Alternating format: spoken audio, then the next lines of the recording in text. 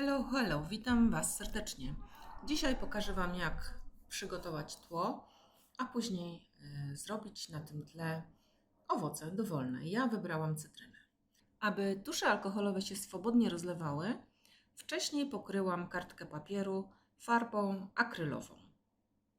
Teraz w kolejnych miejscach nakładam wiele kolorów i traktuję to tak, jakby jeden rozpuszczał tusz ten, który jest pod spodem. Dzięki temu takie piękne kręgi się tworzą, które po wyschnięciu nieco bledną. Wybrałam szablon z literkami, nałożyłam go i to jest już ostatni fragment, kiedy szablony pokrywają całą stronę. Teraz do ręki biorę czarny cienkopis i rysuję gałązki z listkami. Czas ich rysowania jest mocno zredukowany, tak samo jak czas malowania. Mam nadzieję, że Wy na tą pracę poświęcicie tyle czasu, ile ja, czyli około kilku godzin. Teraz liść po liściu wypełniam go żółcią brylantową lub neapolitańską. Jeszcze w późniejszym momencie będę podmalowywała te liście akwarelami.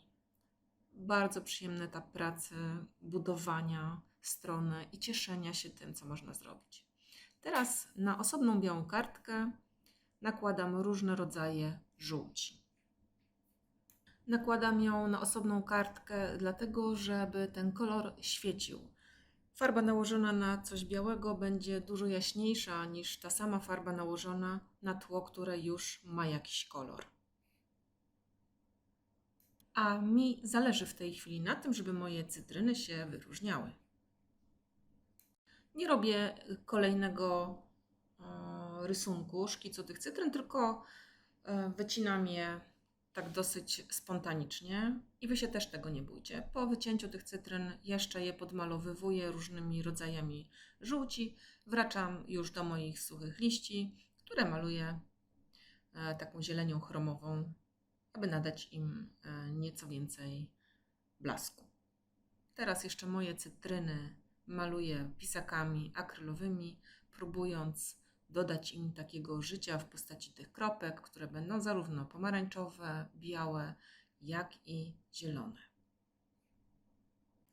Jeżeli chcesz się tego uczyć na żywo, zapraszamy Cię do Akademii Rysunku. Mamy tutaj zajęcia dla osób dorosłych, które są symultaniczne z nauczycielem, także krok po kroku uczymy rysować i malować zarówno postaci, jak i portrety. Uczymy też malarstwa akwarelowego. W opisie tego filmu mamy zapis na taką pokazową lekcję nieodpłatną, gdybyście chcieli spróbować z nami pracować. Inspiracją do mojego dzisiejszego art journala jest to, że jestem na wakacjach i właśnie widzę rosnące na drzewach cytryny. Napiszcie, czy podoba Ci się mój art journal i czy mam stworzyć kolejne widoki, które widzę za oknem. Pozdrawiam serdecznie, Agnieszka Opala.